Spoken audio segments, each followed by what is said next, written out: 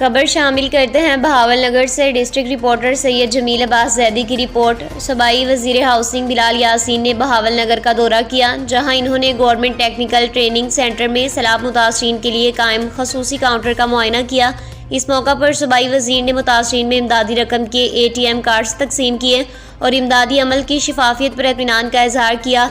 बाद अज़ां बिलाल यासीन ने deputy commissioner office में ज़िले अफसरान से मुलाकात की। डिप्टी कमिश्नर जुल्फ़िकार अहमद भून ने ज़िला में जारी तरक्याती मनसूबों, सैलाब मुतासरीन की बहाली और अवामी रिलीफ सरगर्मियों पर तफसीली ब्रीफिंग दी। सूबाई वज़ीर ने कहा कि पंजाब हुकूमत वज़ीर आला मरीम नवाज़ की क़यादत में अवामी फ़लाह बहूद के लिए सरगर्म अमल है। इन्होंने कहा कि आम आदमी के मसाइल उनकी दहलीज़ पर हल किए जा रहे हैं, जबकि तरक्याती मनसूबों की तकमील से ज़िला में बेहतरी और खुशहाली के नए दौर का आगाज़ होगा। बिलाल यासीन ने ज़िले इंतज़ामिया की कारकर्दगी को सराहते हुए कहा कि हुकूमत पंजाब अवामी खिदमत के मिशन पर गामज़न है और हर तबके को रिलीफ फराहम करना हुकूमत की अवलीन तरजीह है।